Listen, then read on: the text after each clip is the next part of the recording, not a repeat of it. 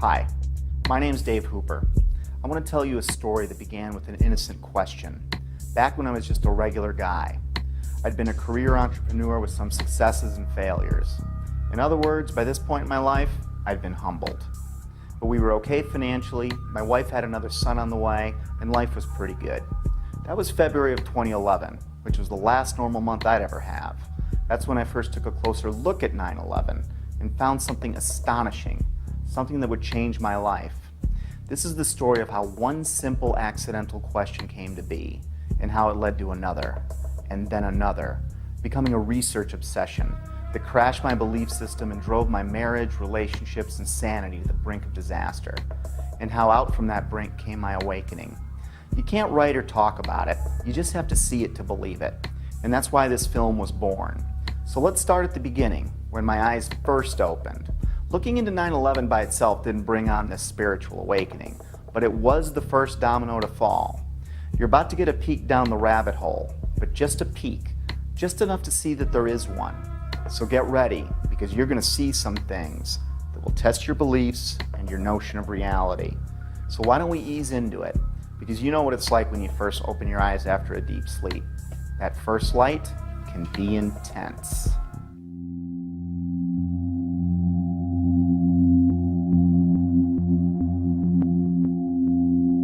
My awakening began with a simple question. It occurred as I watched a familiar clip of President Bush on the morning of 9/11. I didn't realize it then, but this question was about to change my life. Bush is sitting at Booker Elementary School in Sarasota, Florida at 9:05 a.m. when White House Chief of Staff Andrew Card whispers into the president's ear. A second plane has hit the second tower. America is under attack. That first question was, why didn't the Secret Service get him out of there immediately?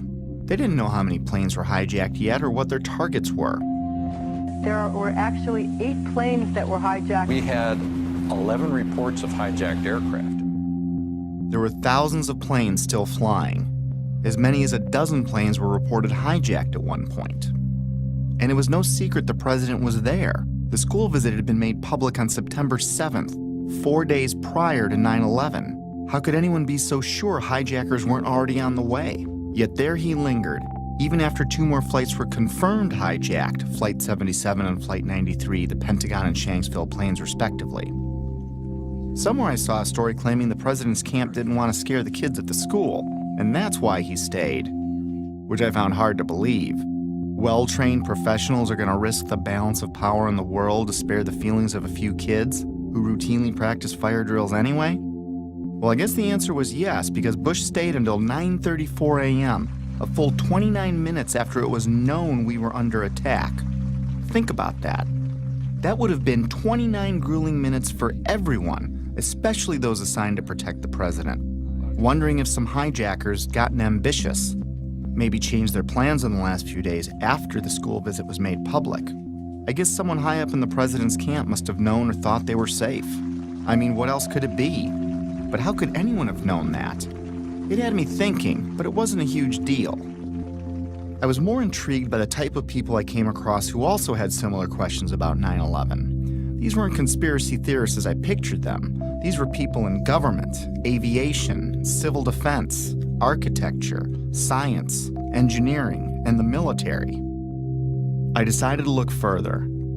I still had no idea the impact this would have on my life. I started by refamiliarizing myself with the incident, or I should say set of incidents. Of course, we all remember the second tower being hit, but I didn't put much thought into the other parts of that day.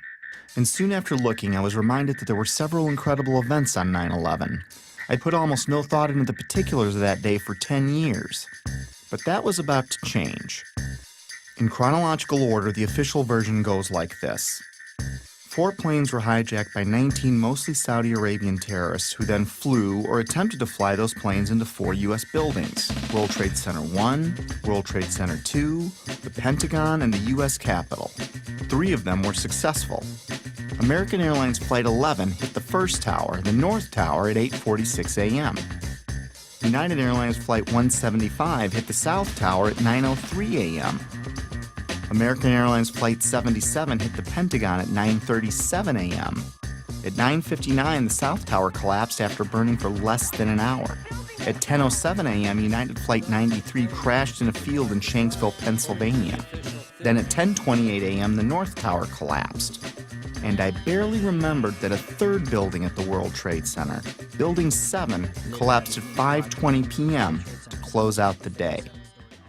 The National Institute of Standards and Technology, more commonly known as NIST, backed up the official government version that intense fires weakened the steel and caused all three buildings to fail, including Building 7, which oddly enough was not hit by an airplane, nor was it exposed to jet fuel, which is what I thought melted the towers to get that progressive collapse started. And you had that intense heat probably weakened the structure as well. As I looked for answers, I found Shyam Sundar of NIST stating, "The buildings were not brought down by explosives. Until then, I didn't know explosives were even in the conversation. And like hearing a child claim innocence before a question is even posed, it had my eyebrow raised." World Trade Center 7 collapsed because of fires fueled by office furnishings. It did not collapse from explosives or from fuel oil fires. While researching the official government story, I saw a news flash that the 9/11 families wanted an investigation of World Trade Center 7. I was a bit surprised. Why would they be questioning the official story? That seemed a little out there, but who could be more invested than they were? So I listened to what they had to say. Our perception of what happened on September 11th is very different from the general public's perception, I'd say, for the most part. I believe that the public is still uninformed about most of the issues that are surrounding them. I just don't think the public at all knows. They want to believe. I think the truth sometimes can be frightening. There's some deep explaining to do. The bottom line is that it needs to be investigated. We have to demand a new investigation. I want justice here. Nobody ever stopped to have a scientific investigation, a scientific investigation, a scientific... What did these families know that I didn't? It's obvious once you look, they've been trying to say something is wrong, and we need to look at 9/11 more closely, especially Building 7. And they weren't alone. I found an endless sea of organizations, rallies, websites, books, and films about that day, but I never really heard about any of them on the evening news. The families and many others were pointing to World Trade Center Building 7, the last one to collapse. I wanted to research what was so special about Building 7. We were only a few days away from launching my new business when I shared with Betsy that I didn't think there was any harm in pushing it back a bit so I could look into Building 7 for myself.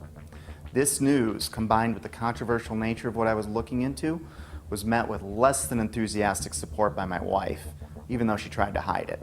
It was understandable. Remember, our baby was due in a few months, and I was suggesting changes, but they weren't too big and she was okay with it, so I moved forward. And that's how it began. I didn't know it then, but I set us on a course that would lead our marriage to the brink of disaster. But that hadn't happened yet, so let's pick this back up at Building 7. Here are some basic facts.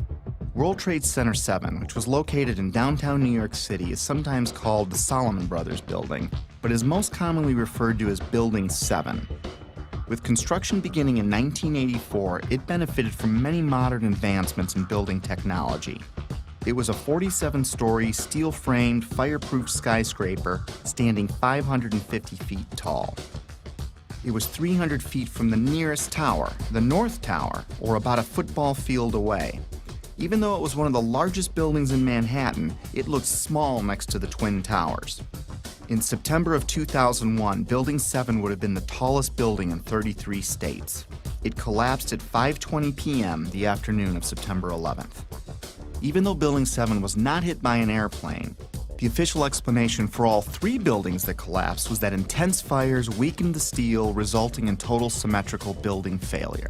The official story goes on to state that in Building 7, column 79 gave out first, starting a progressive failure of the remaining columns, which allowed the building to fall almost as fast as a bowling ball would into its own footprint.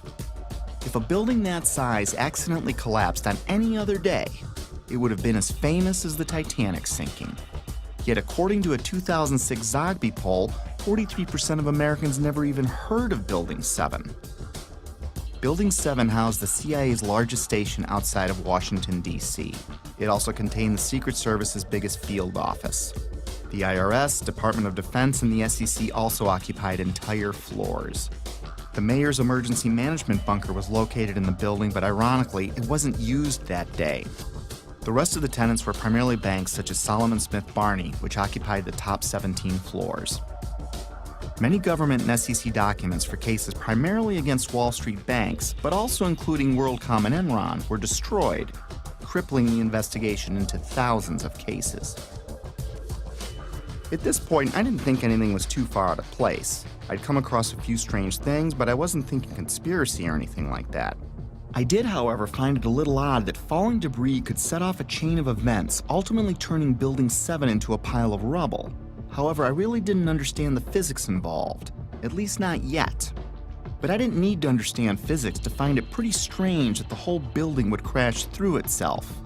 I've played with Legos. Tip over? Maybe. But to pile drive through itself didn't make sense. At least the Twin Towers were hit by planes, but no plane hit Building 7.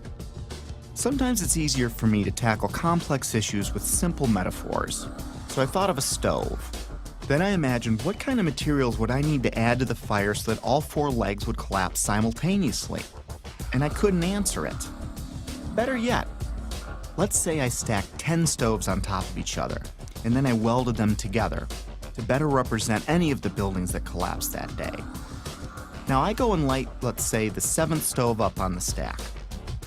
What could cause the 7th stove's legs to give out simultaneously and cause every other stove below it and above it to break apart into tiny pieces, crashing to a pile of rubble in a few seconds?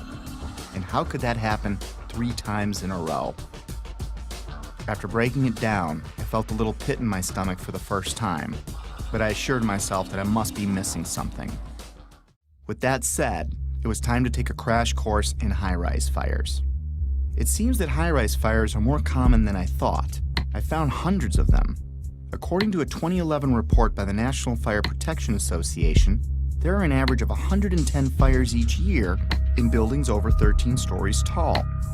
According to the report, between 2005 and 2009, there were 550 high-rise fires.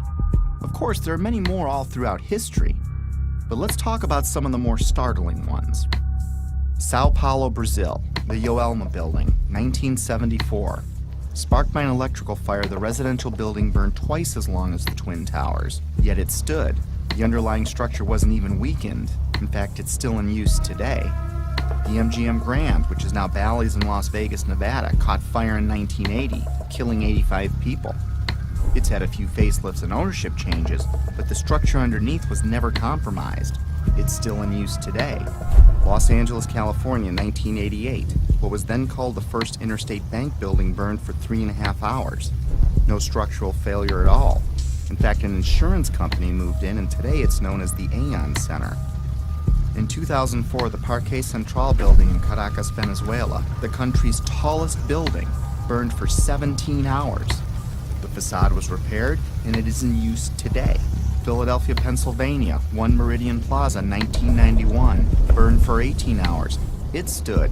Beijing, China, the Mandarin Oriental Hotel, burned for 6 hours in 2009. It stood. Chechny's tallest building burned for 7 hours in April 2013. It stood. Dubai, Moscow, Zurich, and on and on. I was starting to see a trend. Fires don't melt steel or cause buildings to collapse. The World Trade Center has itself burned many times with no structural failure or weakening. Some significant dates include February 13, 1975, when the 9th to the 14th floors burned for 3 hours. No damage or weakening of the structure was recorded. The fire began in an electrical wiring closet on the 11th floor. Some fire department officials and building officials here say that there's no chance the World Trade Center could become a type of towering inferno. And in 1993, it survived a bomb detonated in a highly vulnerable area with no structural damage caused by the fires that resulted from the explosion. There was, of course, damage from the bomb, which had to be repaired, but through it all, the towers have always stood. Sometimes buildings do collapse because of structural failure, but it's usually a design problem or earthquake damage or a controlled demolition. Buildings don't come down because of fire, but when they do collapse, they tend to tip over and stay connected. After reviewing hundreds of fires, I could find only 3 occurrences of fire bringing down a steel-framed high-rise in all of history, and all 3 were on 9/11. High-rise buildings simply do not collapse due to fire. Collapse of World Trade Center 7 was primarily due to fire. But there's a problem. Office and open-air jet fuel fires cannot melt steel. A lot of things in these kind of buildings have to be fire resistant by nature. It's required by code.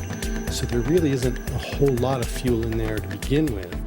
The National Institute of Standards and Technology said that the maximum air temperatures was about 1,800 degrees or 1,000 degrees colder than what's needed to melt steel. And it takes a blast furnace with air blowing with blowers to try to get steel to melt. So if you have a flame at 750 degrees, you can hold that flame under a steel beam forever, and you'll never reach a high enough temperature to bend steel, let alone melt it. This would have us to believe that these was a typical office fire, scattered office fires, if you will, that brought this building down. Since the mid-60s, I've tried to follow high-rise fires, and I'm not aware of any high-rise building that have come down as a result of fires. And seeing black smoke come out the windows, that means that the fires were oxygen starved. Kerosene would have burned off very quickly.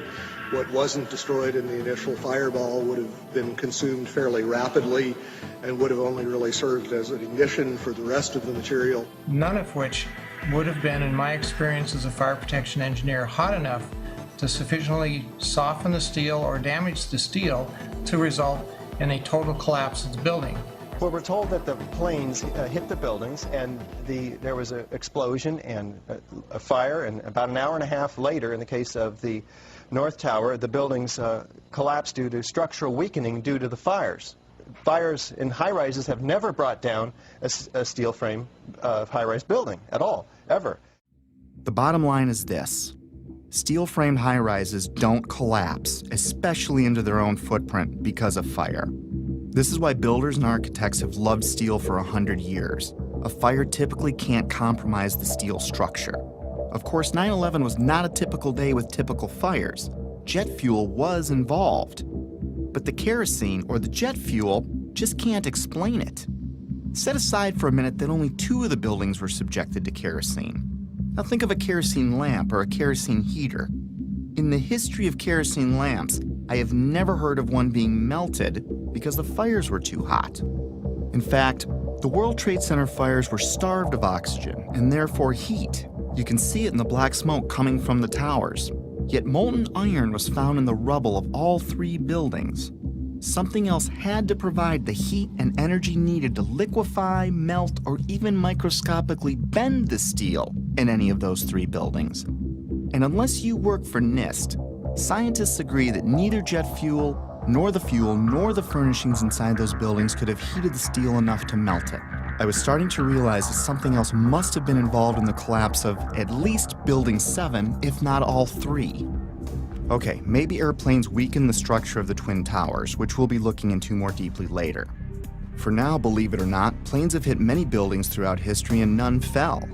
Of course, none were hit with planes as large as the ones on 9/11, but that still leaves Building 7. I couldn't explain it. Can you tell me that if I throw a flaming chunk of metal off of one building, I can make the building next to it collapse in on itself a few hours later? Why do demolition companies even exist if you can just light a few random fires and wait for an implosion? Maybe the steel structure in Building 7 was so badly damaged from falling debris that the entire structure was compromised. It still can't explain the symmetrical collapse, but I looked anyway. Other buildings that have suffered severe structural damage by natural disaster or bombs didn't disintegrate into rubble piles. They stayed together in some way. Even the buildings in the Trade Center complex that suffered worse damage than Building 7 didn't collapse in on themselves. This uneasy feeling was growing, but there was much more to understand about Building 7's collapse, especially before I started jumping to conclusions in my own head. I needed to hear from some experts. It just didn't add up, the way the whole thing sort of pile drove itself into the ground and all at near free fall speed. Collapses straight down into its own footprint at free fall speed. This is uncanny. There's 40,000 tons of structural steel designed to resist this collapse. This building had 40,000 tons of structural steel in its structural system, and that is intended to keep it from going anywhere. The animation sequence from the National Institute of Standards and Technology for their model, their mathematical model of the collapse of building number 7. And they have the inside members, that one column gave way, which they claim resulted in the collapse of all the surrounding members, and then this precipitated a global collapse. This just would not be physically possible for a gravitational collapse. According to NIST, the failure occurred at column 79 on level 12.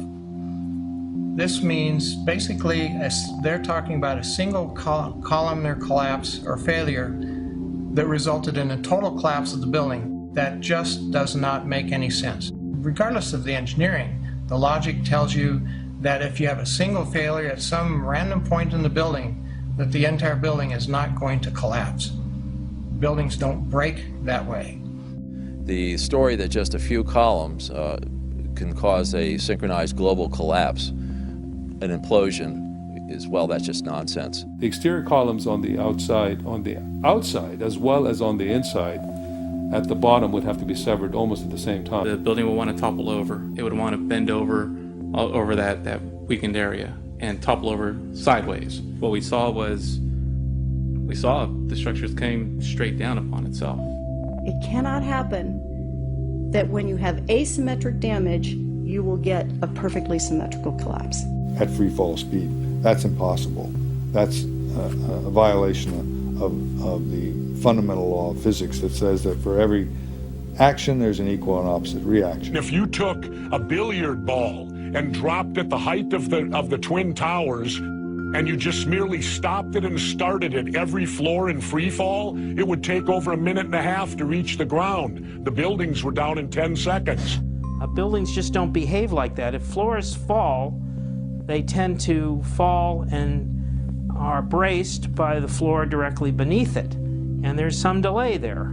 And then the next floor falls with 2 floors, and there's some more delay. The buildings actually accelerated as they came down, meaning they were not getting resistance from these massive columns in the center of the core of this building.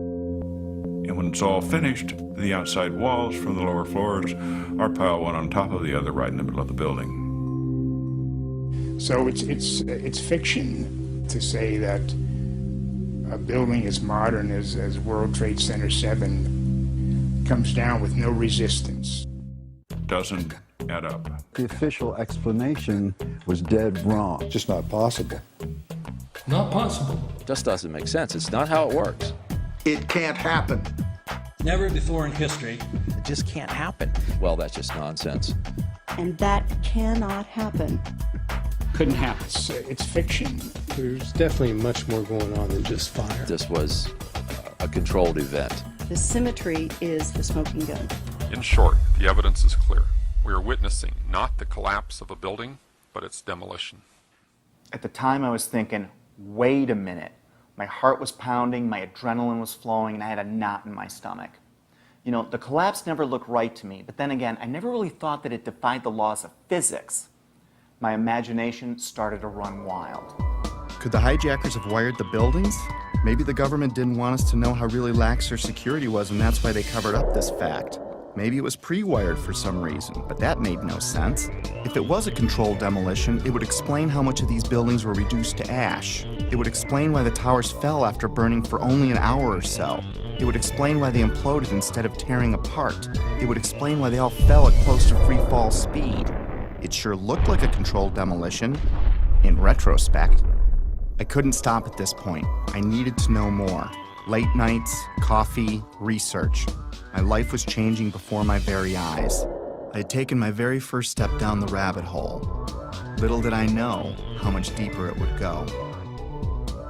By now I knew that fires didn't bring down the buildings. And even if fire could somehow melt steel, the buildings would not have fallen in on themselves. They would have tipped over or torn apart. I was starting to find credible people talking about controlled demolitions and the use of explosives and molten steel. My mind kept wandering, trying to imagine how all this tied together. But first, I still needed to understand more about what happened. And what we find down there is pools of molten iron. What does that mean? Several tons. Exactly. What is that doing there? The first responders see it. The structural engineers see it. It's documented by FEMA, the melting of steel. Normal office fires is what's supposed to have brought these buildings down, along with jet plane impacts. But jet fuel and office fires don't produce molten iron or molten steel. It doesn't begin to melt until 3,000 degrees. At one point, I think there were about 2,800 degrees. See the stuff he's pulling out? Yeah. It's red hot. 8 weeks later, we still got fires burning. The concept of molten iron is very important here. In order to get molten iron, you have to reach unbelievable heat levels. It takes much, much more energy than you could find with any combination of burning office furniture, jet fuel, or gravity. Molten iron can be an indication of the use of thermite. Thermite, thermate, and nanothermite are super hot burning substances used by the military that can cut through steel. It can supply its own oxygen so it can burn underwater. It would explain how fires burned at ground zero for 3 months even after the area was flooded. So thermite would also explain potentially the fact that the fires could not be put out at ground zero. The fires lasted for quite a while. The fires were finally put out on December 13, 2001, just over 3 months after 9/11, making it the longest burning building fire in recorded history. They burned underwater for much of that time. These fires were a big question mark. But first, it was time to take a closer look at NIST. They are the scientific agency backing the official version of events as most Americans know them. I was hoping they would curb my growing anxiety. Instead, what I learned about NIST made my heart sink. To understand NIST, you need to understand the relationship to explosives. They have vehemently denied that there were any. Not only did they not check for them, they state that none were used. Plain and simple. In fact, they have gone to unbelievable lengths to prove that explosives, or even the evidence of explosives, like pops going off, did not exist. Some people might call it incompetence. Others might call it selling your soul. NIST concedes that they found no evidence for explosives. So then we asked them, well, did you look? And they said, no, we did not look for explosives or residues of explosives. So the preconceived notion of NIST is that there's no evidence for explosives, and so there's no point in looking. That is the most unscientific thing that you can possibly think of, not to look because you don't expect to find evidence, and in fact the evidence is overwhelming. NIST computed what they claimed would be the minimum loudness of an explosion that could sever column 79 with a single blast. Then they claimed no observers detected explosions as loud as their predictions. This size blast would have produced an incredibly loud sound that was not recorded on videos of the collapse nor reported by witnesses. On the basis of this artificial threshold of interest, they swept aside all evidence of actual explosions and concluded that no explosives contributed to the destruction of the building. We did not find any evidence that explosives were used in the collapse. Was that a secondary explosion? Yes, it was. That was the Yeah, definitely secondary explosion. Secondary explosions, sometimes described as pops or booms, are mini detonations apart from the primary explosion of the plane impacts. These types of explosions are routine in a controlled demolition. They were heard in all 3 buildings long before any collapsed. Like, it sounded like gunfire, you know, bang, bang, bang, bang, bang, and then all of a sudden, 3 big explosions. That sound was not picked up by any of the videos or witnesses that we have talked to. You heard explosions, like, boom. We just heard one more explosion. That's about the 4th one we've heard. CNN is now reporting that there was a 3rd explosion at the World Trade Center. Equally unempirical is the treatment by NIST and Popular Mechanics of reports of explosions before and during the collapses. Both documents pretend that there were no explosions. Secondary explosion. We've got numerous people covered with dust from the secondary explosion. Okay, you get the point. Why was NIST denying these explosions? Why are they a big deal? Well, those explosions are a strong sign of a controlled demolition, but they're not proof positive of one. If it was a controlled demolition, there would be other signs like misfired explosives and particles in the dust. So their preferred method of dealing with this problem was to ignore or even deny the reports. John Gross, one of the chief authors of the NIST report, was captured on film while he was making a public presentation, saying that he knew of absolutely no eyewitness who has said there was a pool of molten steel. I'm curious about the pool of molten steel that was found in the bottom of the towers. First of all, let's go back to your basic premise that there was a pool of molten steel. I know of absolutely nobody, no eyewitness who said so. Get down below and you'd see molten steel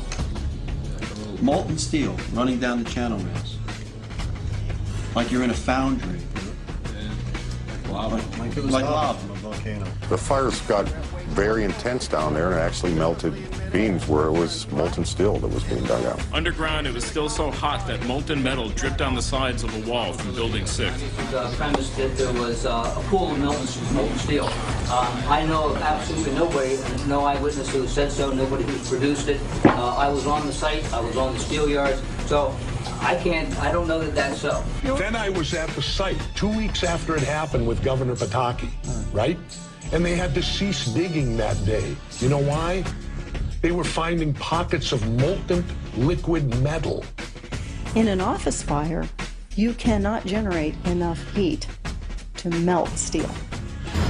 And yet we have evidence of molten iron in the microspheres, in the rubble pile, and the metal pouring out of the side of the tower.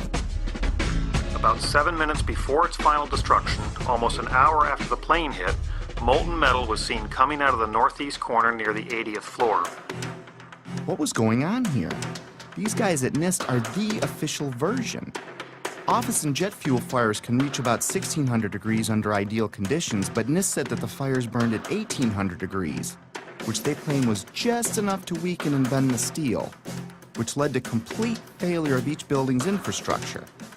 But that still leaves us more than 1,000 degrees short of molten metal, which was found all over Ground Zero. They denied that molten metal existed, and they denied that witnesses heard secondary explosions going off. Even the NIST computer animation of Building 7's collapse is inaccurate, showing the outer structural walls crumpling in instead of coming straight down. The NIST report, on which popular mechanics and much of the press has relied, is not a scientific report. It is a political document. We need to have an investigation of NIST themselves. I believe that the reports that came out are not true. So the fact that NIST says that is absolutely, in my opinion, it's criminal. NIST wasn't looking for the truth. They were trying to hide it. But why? Were they asked to falsify their findings? I didn't think they came up with this on their own.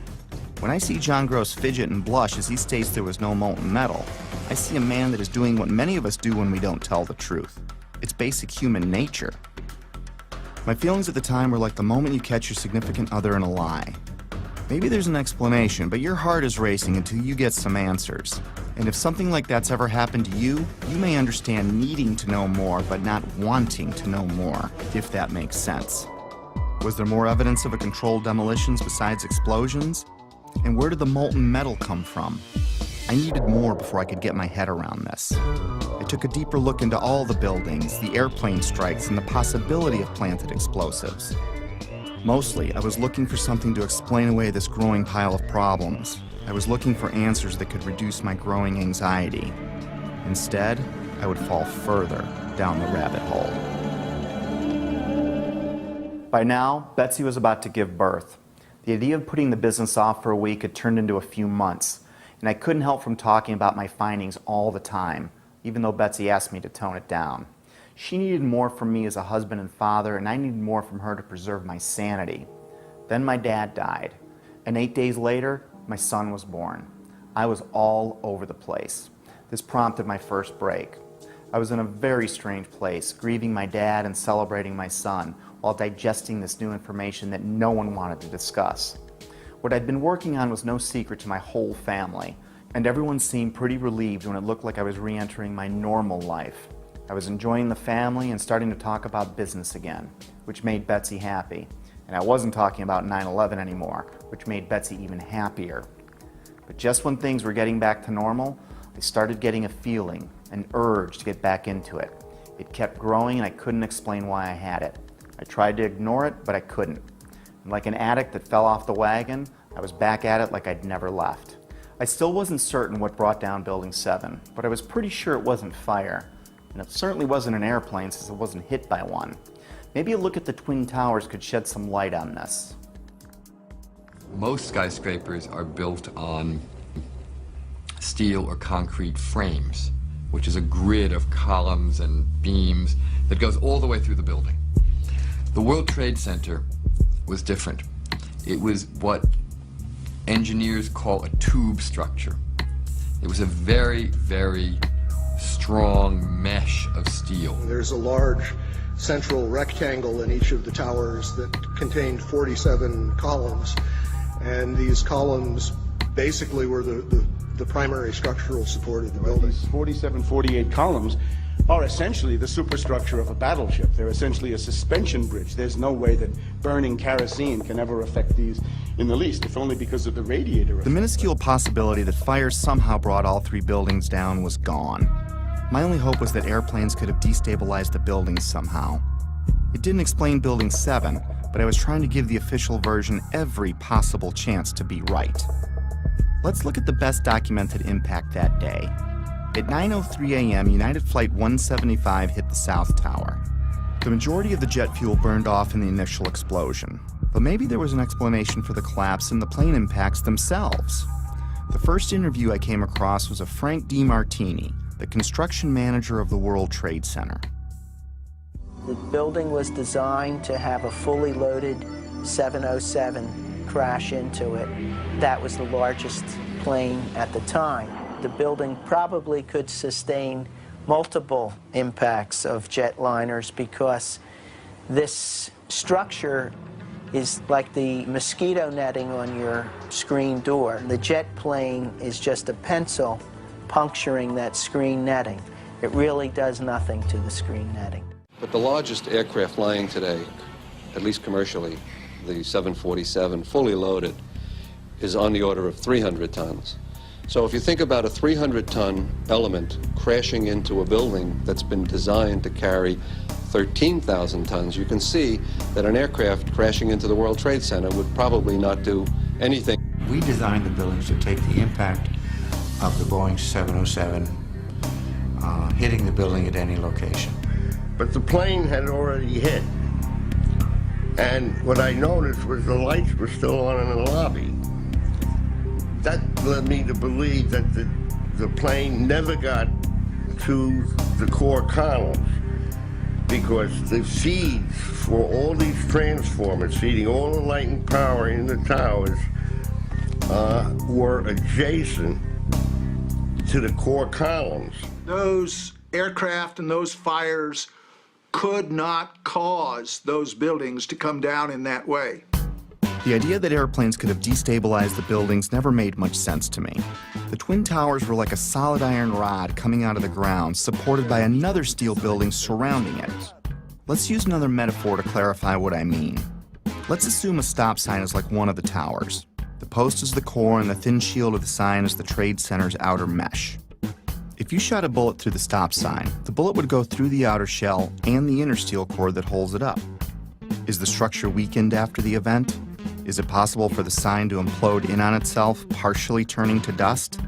Does it matter if it was a flaming bullet that exploded on impact? Could the sign ever collapse in on itself? The plane impact still can't explain the near free-fall speed of all three collapses, but I had to look. So if it wasn't fire and it wasn't airplanes, then it wasn't natural. Maybe I needed to look for things that can make something like this happen. And holding off on the who and the why, for now. One step at a time. And it's my expert opinion, as a demolition expert, I was trained by the best the U.S. government has. I served 3 years on Underwater Demolition Team 12. 2 years I was attached to SEAL Team 1. And when I look at the buildings and how they fall and the way they fell, they couldn't have come down without being assisted in some manner. The only way that a building can accelerate as it collapses is by having pre-engineered, precisely timed, and precisely placed explosives. In other words, controlled demolition. The collapse of the building was caused by controlled demolition.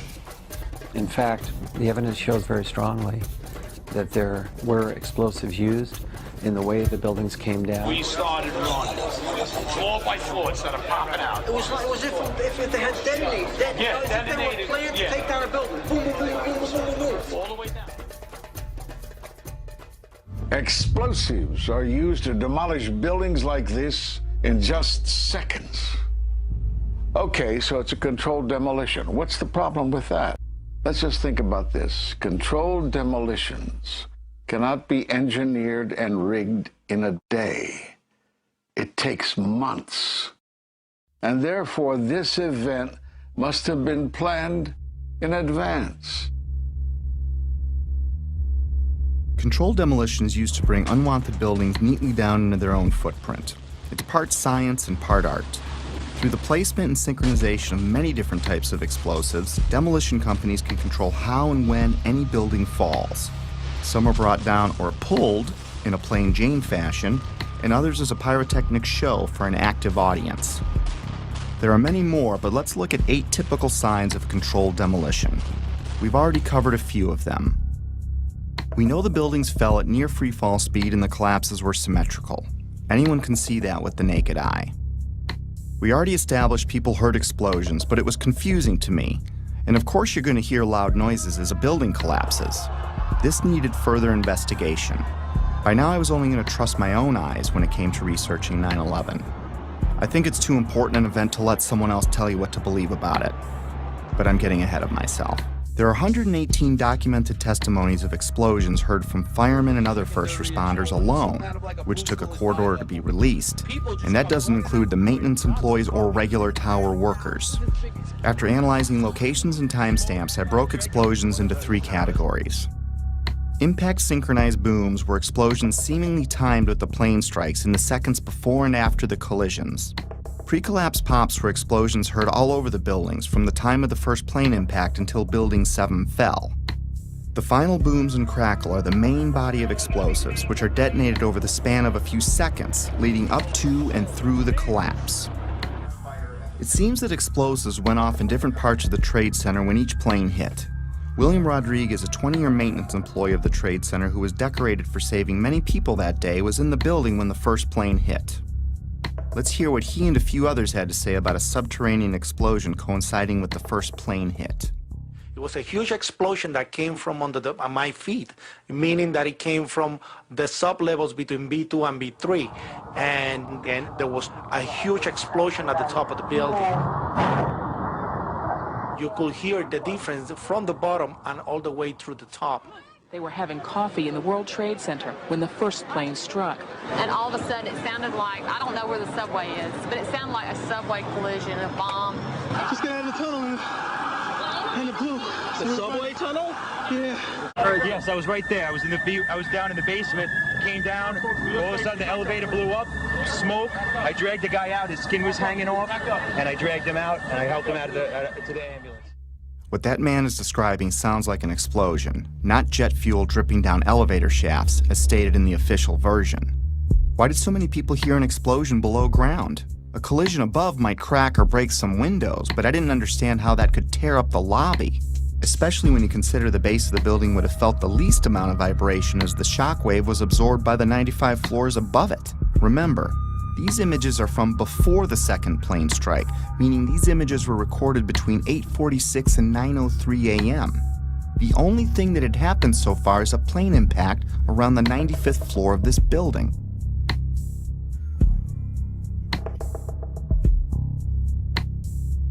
Right away, a guy from the Port Authority told him the damage was somewhere above the 78th floor. And all you had to do was look around. It was obvious. Something had happened right there in the lobby. FDNY fireman John Schrader, whose engine company 10 is across the street from the Trade Center complex, arrived at the first tower hit, the North Tower, within 10 minutes of the impact. We came down, it looked like a bomb went off in the lobby. You know, something, it wasn't from the jet fuel. No way.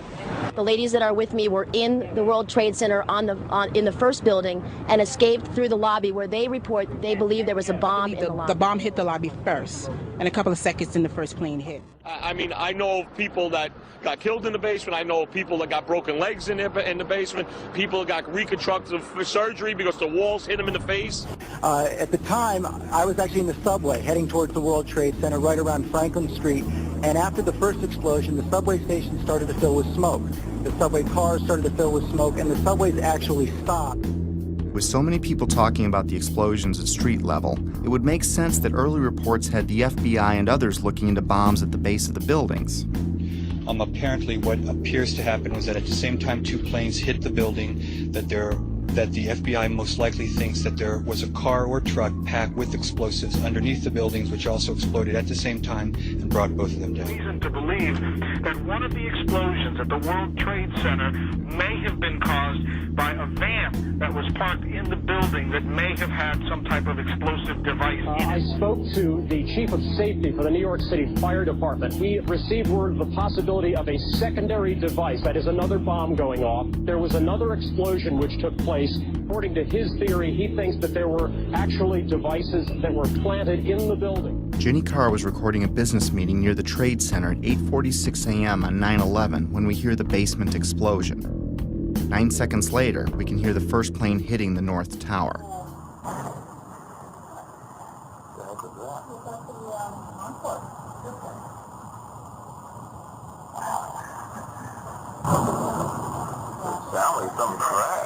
I think a bomb went off in the lobby first, then a plane hit the building, but then another plane hit the other building. Let's discuss these pre-collapse pops. From a distance, they sound like pops, but they're actually pretty powerful. Hundreds of secondary explosions were reported at various times prior to the collapse of all 3 buildings. In a controlled demolition, these bangs are shaped charge explosives blowing out beams before a collapse. They can be programmed to go off hours or seconds before an implosion. These were mostly reported as secondary explosions by the first responders and reporters. We've heard reports of secondary explosions after the aircraft impact. Then somebody said that they saw an airliner go into one of those towers. Then, I don't know, an hour later than that, we had that big explosion from much, much lower. I don't know what on earth caused that. Here, hold on. You want to call your mother or something? You gotta get back to me. You know that, you gotta get back. All right? The final booms and crackle are like the grand finale of a fireworks show. In a controlled demolition, the vast majority of the explosives are set to go off in an ordered fashion over the span of a few seconds as the building collapses. Depending on distance, this can sound like a rumble, booms, or crackling. That feeling that there was something else, that there may have been something else that brought those buildings down. There was a lot of talk there in New York of another explosion prior to the collapse of the first building. We could hear a rumble, which was about 5 seconds long, preceding the actual collapse, and then a boom when each of those towers collapsed. In this footage, which has been slowed, you can see white smoke emanating from the ground floor before the collapse wave arrives. It's an unsteady camera, but keep in mind whoever recorded this was running for their life. It was like watching a stunt car explode before it crashes at the bottom of the cliff. In this image, recently released by a Freedom of Information Act request, police department photographer captured an explosion originating at the base of the South Tower, just before the first tower collapsed. The explosions and shockwave before Building 7's collapse were captured in different ways. We were watching the building actually because it was on fire. The bottom floors of the building were on fire, and we heard this sound that sounded like a clap of thunder. Turned around, we were shocked to see that the building was, it looked like there was a shock wave ripping through the building, and the windows all busted out. In the end, the evidence of explosions was ignored by the organizations behind the official version, like NIST, FEMA, Popular Mechanics, and the 9/11 Commission. My independent search continued. Up next, the kink in the roof.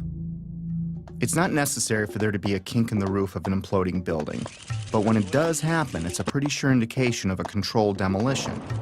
The roof can only kink in when the central support columns are blown out first, meaning the destruction of the building is coming from inside it, not outside.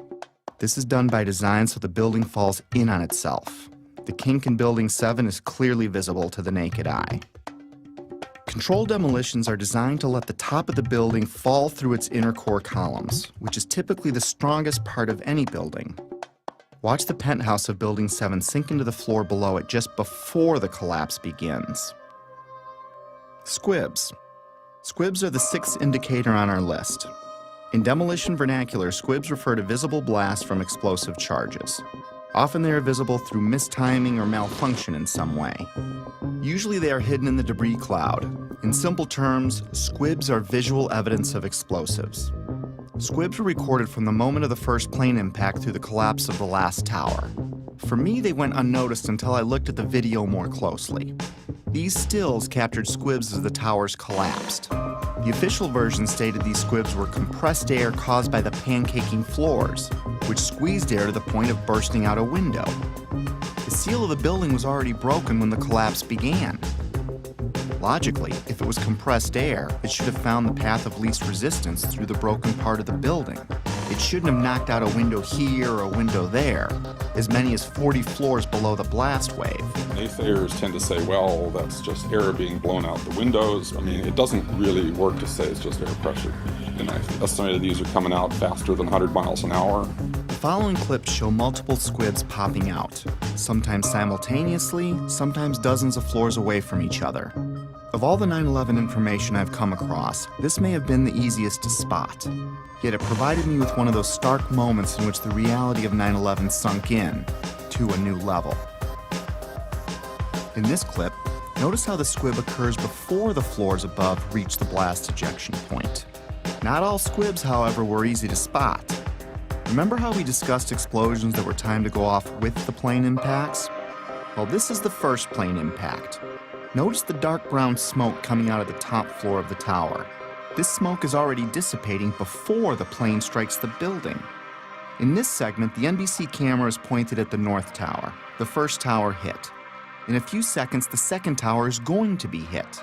You'll know it when it happens because of the reporter's voice and the fireball in the lower left corner of the screen. Now keep your eye on the east facade, the one on the left. Notice how several tiny explosions go off as the second plane hits the other building, perhaps in an effort to mask some necessary work prior to its demolition, as I was thinking at the time. Oh, another one just hit. Something else just hit. The seventh characteristic of a planned implosion is what's called a demolition wave. It's the path of destruction in a controlled demolition. It is a visible wave of explosions moving down the columns of a building just ahead of or at the speed of gravity. This array of synchronized explosives is timed to blow out floors beneath the collapse wave as the floors above reach the floors below, thus allowing a drop at approaching freefall speed. Again, let's slow down the film for some of these. When slowed down, you can see how the explosions are timed to go off, floor by floor. In this clip, you can clearly see a demolition wave proceeding down a column mostly hidden by the umbrella of the falling debris pile. Look to the right of the black line. It's a bit grainy because of the zoom. Here it is again without the black line. You can see synced explosives cutting a path down the building. The demolition wave can be hard to see with an untrained eye because it happens so fast. I tried to highlight a few more examples in the following clips.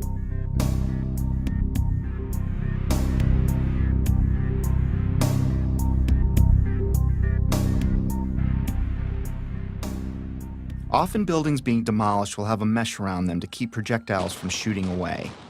In the case of the Twin Towers, there were thousands of pieces of steel jettisoned out much further than they could have if it were a gravitational collapse. Some pieces were ejected laterally over 600 feet. Some of these pieces weighed several tons. Let's listen to what a few experts had to say on the topic.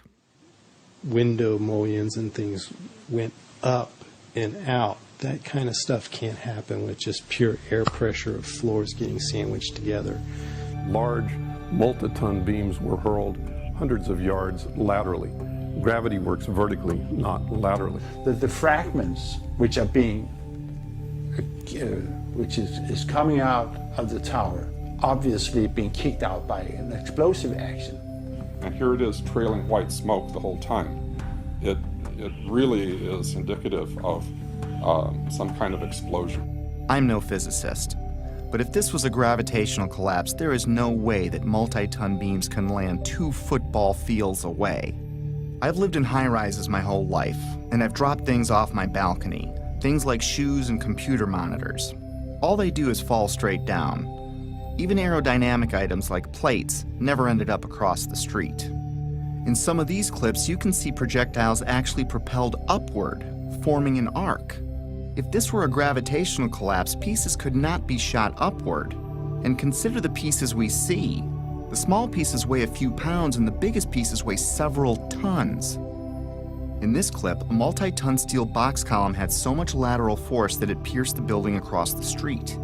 To give you an idea of its size, here you can see a construction worker standing at the base of the box column being installed. If I can't chuck a shoe more than 150 feet from the 50th floor of my building, how much force do you need to get a multi-ton steel girder to triple that? I could pretty much rule out a gravitational progressive collapse with the physical dynamics I'd seen with my own eyes. And I found it ironic that the only part left standing was the base of the building. Even though the whole building landed on it, it was the only part of the building whose columns did not become dismembered. Perhaps that says something about the difficulty in wiring the atrium of the towers. And maybe these columns at the base did what the rest of the building should have done, and that is stay together in some way. Just a personal observation I'd made at the time. Of course I've been wondering how the hijackers wired the buildings. It was the only thing that still made any sense, even if barely. But I stopped wondering how the hijackers did it when I learned what was found in the Ground Zero dust. Even though the cleanup and removal of the Ground Zero evidence began within hours of the attacks, not all of it was removed. Many different dust samples were analyzed by scientists all over the world, and what they concluded put the final nail in the coffin of the official story for me. We touched on thermite earlier, but we're going to look into it more deeply for reasons you'll soon understand. Thermite is a chemical mixture, usually of metal oxide and aluminum powder, with several variations. It's often used in fireworks, underwater welding, and military weapons. It can also be used to cut steel beams. When thermite is detonated, it leaves traces of itself in the debris, like perfectly round microscopic spheres of iron, and unexploded thermite itself, both of which were found in the Ground Zero dust. The fact that explosive residue was found in the dust didn't surprise me, at least not by now. I already knew in my heart it was a controlled demolition. What rocked me was the type of thermite found. You see, it was a special type of thermite called nanothermite, and it meant that the odds that the hijackers could have done this dropped to near zero. My belief system kept taking more hits, which we'll discuss in a bit. For now, though, let's have the experts walk us through the basics. In 3 different samples from 3 independent researchers, the R.J. Lee Company, the USGS, and Dr. Stephen Jones's work. All 3 separately found these microspheres. As much as 6% of the World Trade Center dust consisted of tiny, previously molten iron spheres. You cannot get a perfectly round sphere of metal from the building tearing apart. The only way you can get that is by starting with a molten liquid.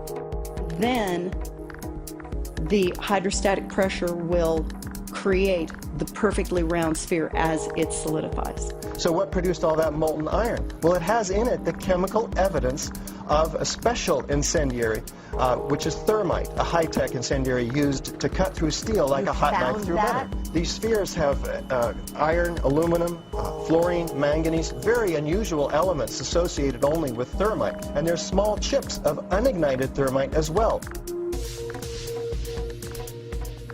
In the dust, we found what we characterize as unreacted thermitic material in the shape of some very tiny red-gray chips. We captured the residue after the material had been heated. The red-gray chips, as we ignite them, produce spheres that have iron and aluminum, just like we see in the dust in abundance. And the composition was very, very similar. And that led to the conclusion of the paper, which was we've got some form of thermite in these red-gray chips. What I can confirm also is that these chips, the red layer is thermitic. It does produce molten iron. I've heard this argument that somehow perhaps someone seeded these samples with nanothermite. There have been some that have argued that these red-gray chips could be paint of some form. I've also heard the argument that perhaps the falling buildings just generated this nanothermite. Well, no. So it wasn't, the red-gray chips are not the primer paint that was used on the WTC steel. These chips are not naturally occurring. They are not going to form because some materials fall down in a building and touch each other and get compressed together. That's just not what this material is.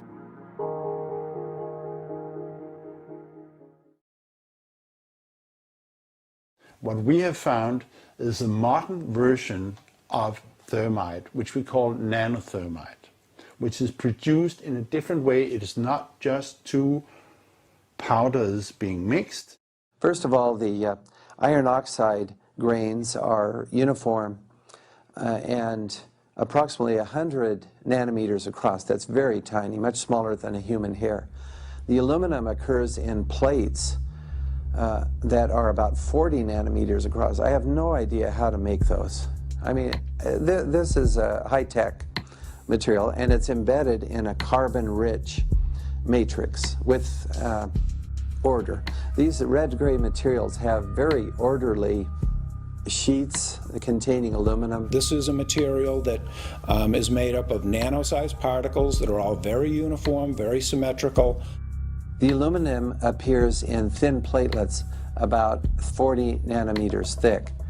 It is the small size of the particles involved in this material that allow us to characterize it as nanothermite. These really are sophisticated materials and probably only developed in a laboratory. This is very high-tech thermite, nanothermite. It's not found in a cave in Afghanistan. It's produced in very sophisticated Defense Department contracting laboratories. We compared our spike that we got with a spike from known nanothermite, which is produced at a military laboratory. Their measured energy released with known nanothermite was less than these red-gray chips. What we are dealing with, I think, in World Trade Center is modern military material which is unknown to the general public. It takes steel and it creates molten steel. So it takes beams of steel and it turns it into molten steel, and it just everything underneath just sinks into the ground like what you saw.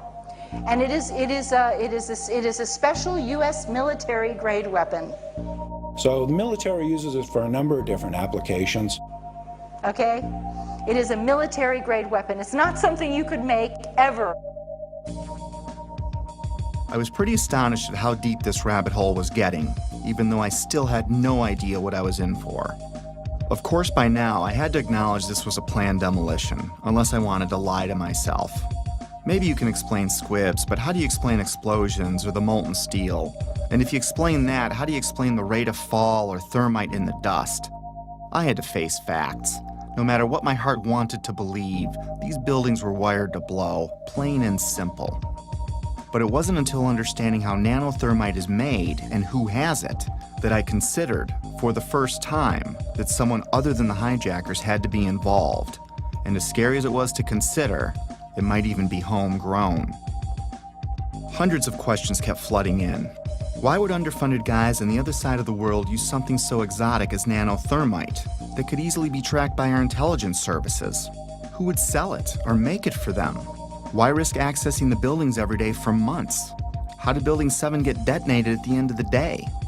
If you have the means and go to the trouble of getting nanothermite and wiring the building, why let the plan rest on using box cutters to overthrow military and combat-trained airline pilots, along with dozens of passengers, as the official version states? Heck, why bother killing yourself in a plane crash at all if it wasn't needed to take the buildings down? I had no idea what I was staring at least not yet, but a few puzzle pieces had been filled in. I knew that The buildings were brought down by controlled demolition, military thermite was used, NIST was being used to sell a lie, and someone wanted us to think that planes had caused this. I kept replaying the event in my head over and over, assimilating each new piece of information as I discovered it. And like a retreating army, my line in the sand about what could have really happened kept moving further and further back and getting closer to home. But I was on a mission and I was obsessed to find out the truth. Researching late every night was disrupting my home life again, and my wife still didn't see eye to eye with me about 9/11. Back then, she still believed the official version, but she hadn't seen what I had. For a time, she even thought I was losing it. For a time, I wondered it myself, because I was coming across things I had a hard time believing. My former dismissive, conventional thinking self was fading away as my eyes continued to open, causing changes in my belief system and further destabilizing our home. It was harder than ever to drop the subject. Rifts were developing in other relationships too. I was angry at everything and everyone, from God to the government to anyone that didn't want to hear or believe what I had to say. I became a bit reclusive as I dug deeper. If the building was wired, lots of people had to get past security every day for a while. Remember when I said I lived in high-rises my whole life? Well, I worked in them too.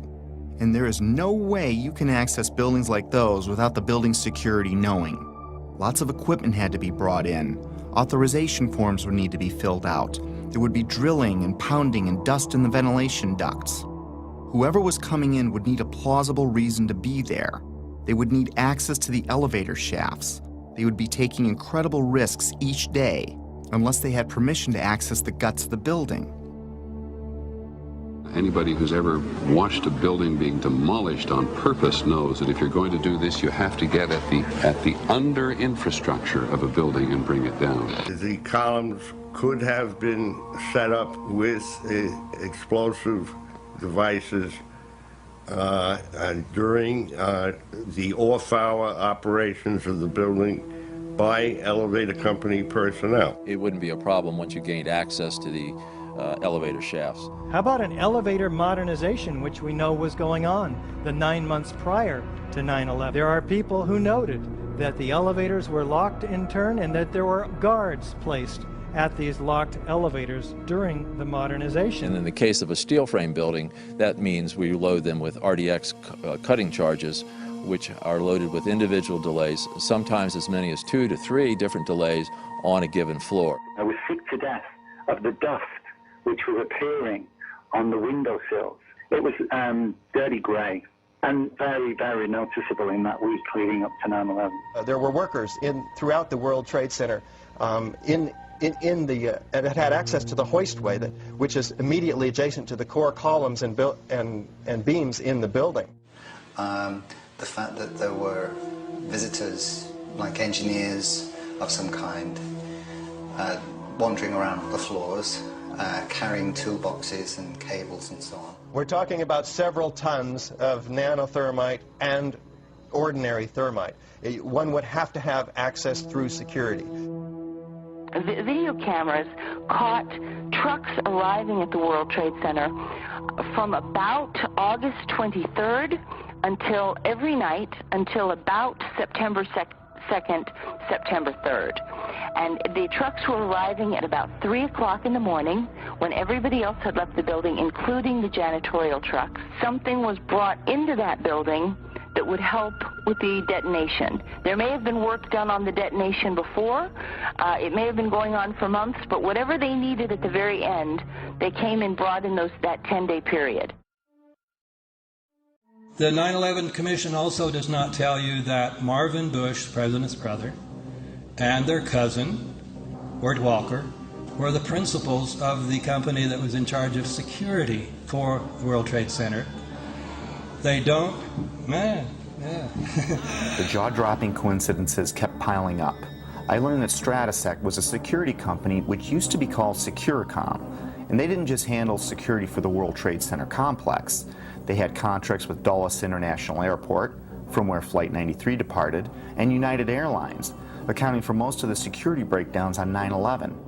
And another thing, Stratesec also handles security for Los Alamos National Labs, one of the only places on the planet that can produce the nanothermite found in the ground zero dust. The odds are pretty astonishing that one company can link so many vital elements of 9/11. But more astonishing is there's no mention of Stratesec or Securicom in the entire 567-page 9/11 Commission report. Of course, that was no surprise by now. Did I forget to mention that that same 9/11 Commission did not mention the collapse of Building 7 in the entire report either?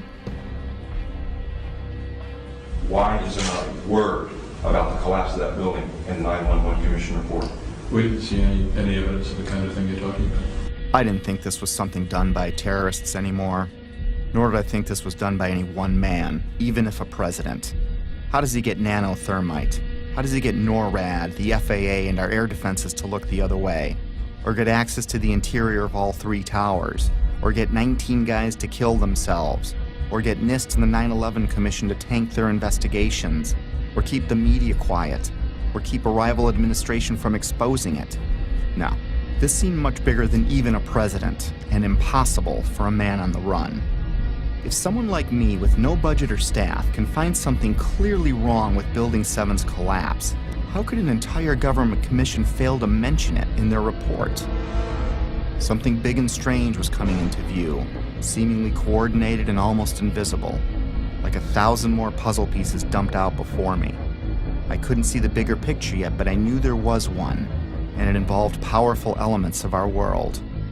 This reminded me of a quote that struck me in Woodrow Wilson's book, The New Freedom.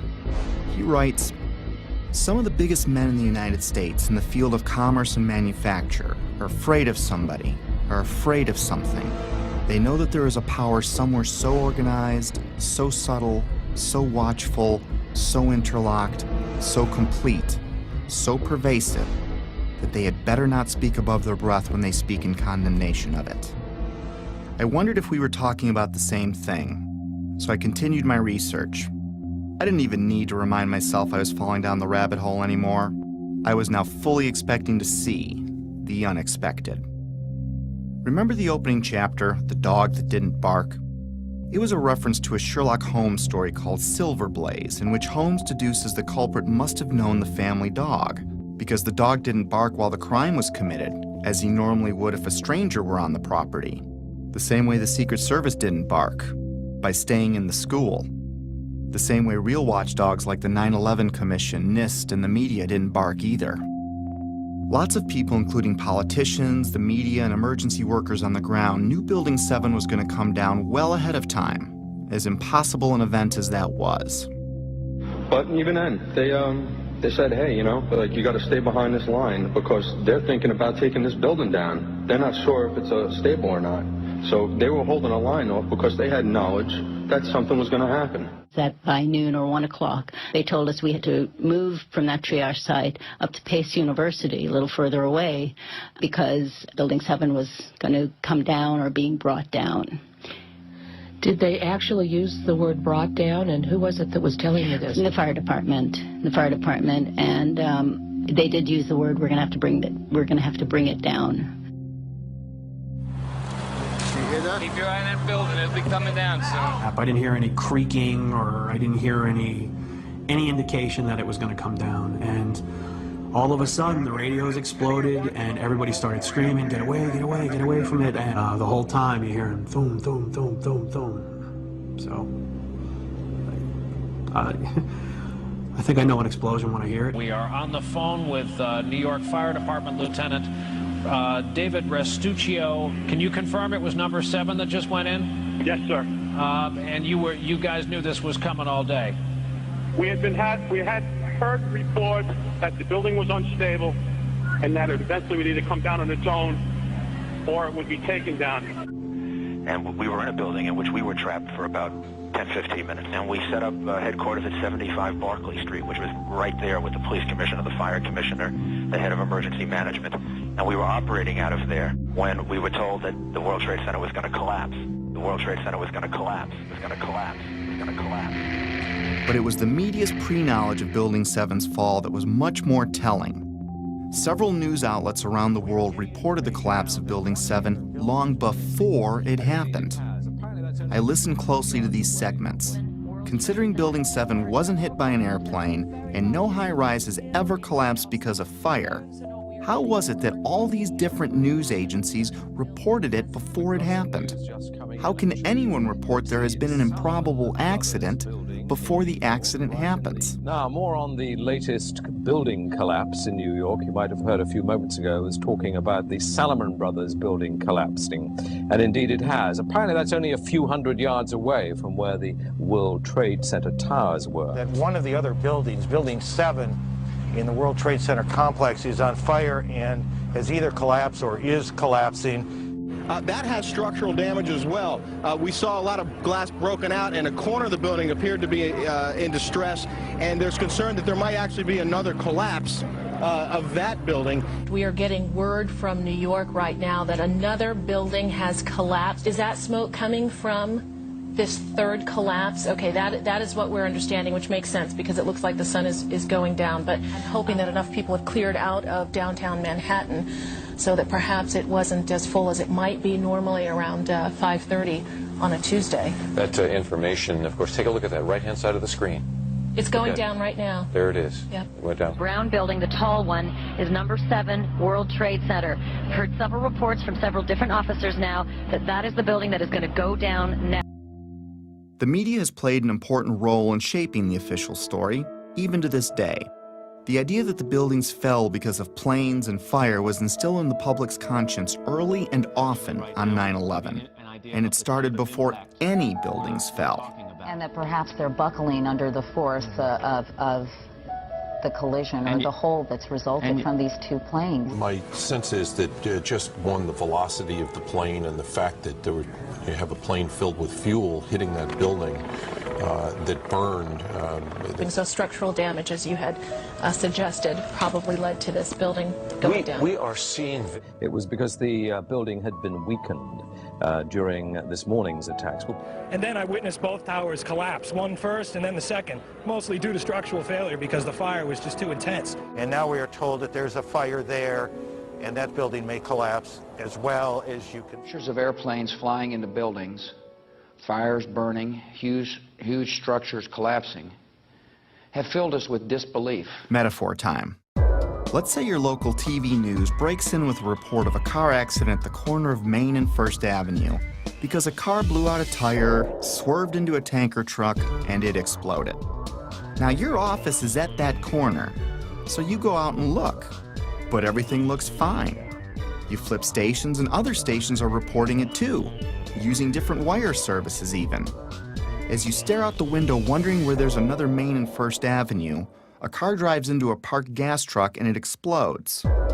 Have you witnessed a miracle or a staged event? If what I was finding were mistakes in a massive ruse, then the sheer boldness and size of it alone is why I never saw it before. It reminded me of a quote often attributed to Joseph Goebbels, the minister of propaganda for Hitler's Nazi Germany, who stated that if you tell a lie big enough and keep repeating it, people will eventually come to believe it.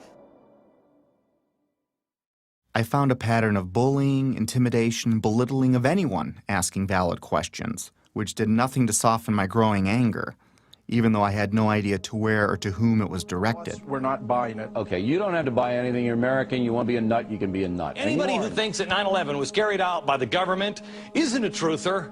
They're idiots. I'm merely saying it is wrong, blasphemous, and sinful for you to suggest, imply, or help other people come to the conclusion that the U.S. government killed 3,000 of its own citizens, because it didn't.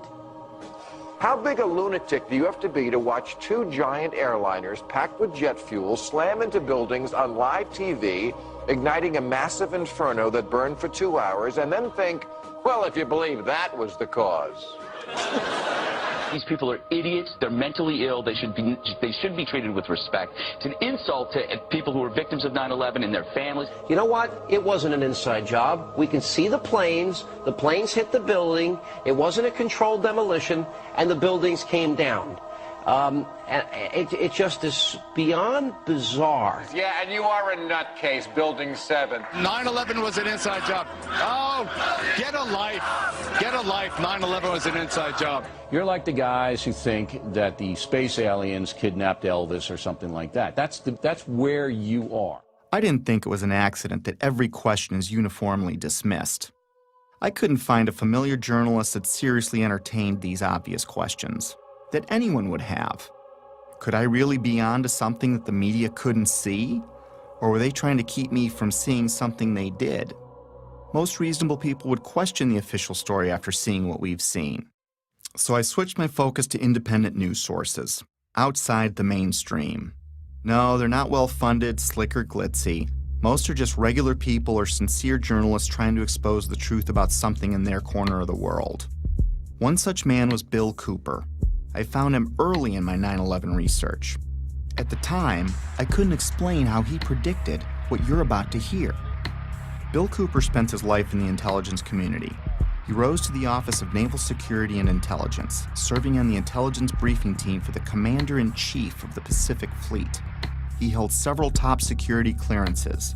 After the military, he developed and operated the largest civilian intelligence agency in the world. The world's largest and most successful civilian intelligence gathering operation in the world, which makes me privy to an awful lot of information that none of you will ever see. In other words, he was very credible. The following clip is from his radio program, The Hour of the Time, which aired on the night of June 28, 2001, 76 days before 9/11 happened. A CNN reporter found Osama bin Laden, took a television camera crew with him, went into Osama bin Laden's hideout, interviewed him and his top leadership, his top lieutenants and colonels and generals in their hideout. This is a CNN reporter with a camera crew. And he came out and told everybody, within 3 weeks, Osama bin Laden is going to attack the United States and Israel. Now, don't you think that's kind of strange, folks? You see, because the largest intelligence apparatus in the world, with the biggest budget in the history of the world, has been looking for Osama bin Laden for years and years and years, and can't find him. And whatever's going to happen that they're going to blame on Osama bin Laden, don't you even believe it. When in hell are all you people going to wake up? All these early news reports were glaring misfires in what seemed to be an otherwise coordinated media campaign. Misfires not unlike the ones meant to coincide with the first plane impact. Little mistakes that my untrained eye never picked up before, but that I was now finding all over, spawning even more questions, and fueling the early stages of what would become my spiritual awakening. As I continued finding evidence leading me away from the official version, it was not surprising the main body of evidence was being removed within hours of the attacks, cleaning up a crime scene with no real investigation. Because what they did immediately after 9/11 was they started removing the steel, the debris from Tower 7 and all the towers immediately. 400 truckloads per day of material were taken away from the World Trade Center site and sent to China for recycling. There were laws violated in the destruction of that evidence. I was starting to believe that things like the immediate cleanup were probably no accident. And to discover what was really happening, I'd need to find the ones behind the cleanup and the coordinated media and NIST and FEMA, the Federal Emergency Management Agency, which in another huge coincidence arrived at New York for a training exercise on Monday, September 10th, the night before 9/11, which is convenient as they oversaw the cleanup of Ground Zero. To be honest with you, we arrived on late Monday night and went into action on Tuesday morning. And not until today did we get a full opportunity to work. Over time, it got easier to find puzzle pieces, like the following testimony by Norman Mineta, the Secretary of Transportation in 2001, who was with Vice President Dick Cheney on the morning of 9/11. And like so much other important information, this interview would also be left out of the 9/11 Commission report. During the time that the airplane coming in to the Pentagon, there was a young man who would come in and say to the Vice President, the plane is 50 miles out, the plane is 30 miles out. And when it got down to the plane is 10 miles out, The young man also said to the vice president, "Do the orders still stand?" And the vice president turned and whipped his neck around and said, "Of course the orders still stand. Have you heard anything to the contrary?" Well, at the time I didn't know what all that meant. And The flight you're referring to is the flight that came into the Pentagon. The Mineta testimony launched my investigation into the Pentagon, Shanksville, the hijackers, and many other aspects of 9/11. And if I thought I was a long way down the rabbit hole already, was I way wrong. My belief system would ultimately be shattered, but rebuilt to accommodate my evolving worldview. Back then, however, I was only a few months into my investigation, and I was going through a full scope of emotions, and frankly, having a difficult time handling all of them. Denial, curiosity, fear, disbelief, paranoia, anger, and heartbreak, and I would go through many more. I was still unable to reconcile all the data in front of me. I couldn't see the bigger picture at the time. But like the wind, it can't be seen, yet we know it's there because it leaves evidence of its existence. Very much like the trail of breadcrumbs I'd been researching over the last few months. But it's not something I could understand in one sitting. It took time. Coping with the flood of emotions took a while. I didn't have anyone guiding me or anyone to talk to about it. I felt like I had no foundation, like the ground was crumbling beneath me. The truth is hidden by several mechanisms, especially the limits of our own preconceived beliefs. I'd been so ignorant and dismissive, but now I wondered what else I'd been fooled about. Over the years, I came to see that we're in a battle of information, a battle of beliefs, or a spiritual battle, if you will. I also came to believe that 9/11 is only one battle in a much larger war, a war I couldn't see yet, but one that I was well on the way to discovering. This is a lot to take in, and we all wake up at our own speed, if at all, which is why I stopped after only looking at the Trade Center portion of the attacks. There is so much more to this, but it's easier to process in smaller chunks. Betsy and I woke up at different speeds.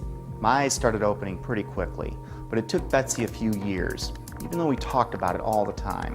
It wasn't until she watched early versions of this movie that she began to believe me. I clearly remember the day in June of 2013 when she came voluntarily and shared her own thoughts about her own 9/11 research, something she'd never done before. And I knew by talking to her that her eyes were finally opening too. It probably saved our marriage. Getting past that stumbling block opened the door for us to reconnect. If there's a pit in your stomach, don't be overwhelmed or scared. Whatever's behind all of this has been there for a long time, and I'm sure you've lived, loved, and laughed in that time. And you still will. The shock will wear off, and what will be left is a much better understanding of how the world works, which makes the bad guys' jobs harder. Over time, the discomfort and confusion subsided, and I went back to my life, with clarity and new hope for what's ahead. Today I'm able to laugh and be happy and look forward to the future like everyone else. I have all that, and I'm more aware of important things happening around me. So if you want to forget everything you've seen, go back to your regular life. Soon you'll forget about all of this. Our defense mechanisms work that way. But if you decide to jump down the rabbit hole, my advice is to seek your own answers, do your own research, and don't let anyone tell you what to believe about anything. Because until you see it for yourself, it'll be hard to ever understand why it's so important to know it exists.